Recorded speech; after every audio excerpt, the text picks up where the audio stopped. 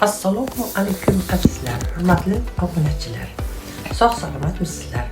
Bugungi videomiz behilardan antiqa murabbo tayyorlaymiz.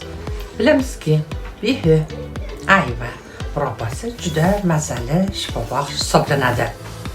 Kerakli mahsulotlar: behilar 3,5 kilogramm, shakar 3 kilogramm, limon 2 dona, yong'oq 200 gramm, qalamqirg'inchoq 5-6 dona hamda suv. Tayyorlash usuli: behilar toza suvda yaxshilab yuviladi. Po'sti bilan tayyorlasa ham bo'ladi. Danagidan ajratilib, qattiq o'rtasi olib tashlanadi. So'ng 4-6 bo'laklarga bo'lib, o'rtacha maydalikda kesiladi.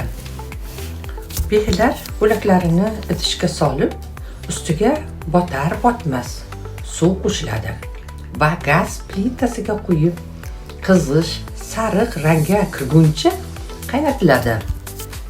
Chamasi 30 daqiqa. Beh yumshagach, shakar sekinlik bilan quyiladi va aralashtiriladi.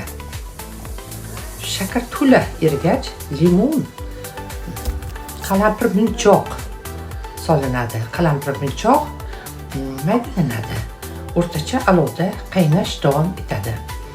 Murabbo idishdan olib ketmasligi uchun doimo aralashtirilib turiladi. Murabbo holiga kelgach, 200 gramm yong'oq mag'zi solib, yana 5 daqiqa davomida qaynatiladi.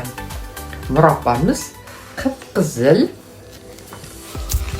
suyuq asalga o'xshash holga keldi. Oxirgi bosqich: murabboni olovdan olib sovutish uchun qo'yiladi. Bankalarga, murabboni sirlangan bankalarga solinadi. Qopoqlari yaxshilab berkiladi. Bu murabboga qalamqirg'inchoq, limon solinadi. Shuningdek, ta'mi biroz o'tkir va juda shirin, bolalarga yoqadigan murabbo hosil bo'ldi. Bu murabbo o'ta xushbo'y bo'lib, quyidagi kasalliklarga: kam qonlikda, qon aylanishda, organizm immun tizimida, yurak faoliyatini yaxshilashda muhim ahamiyatga ega.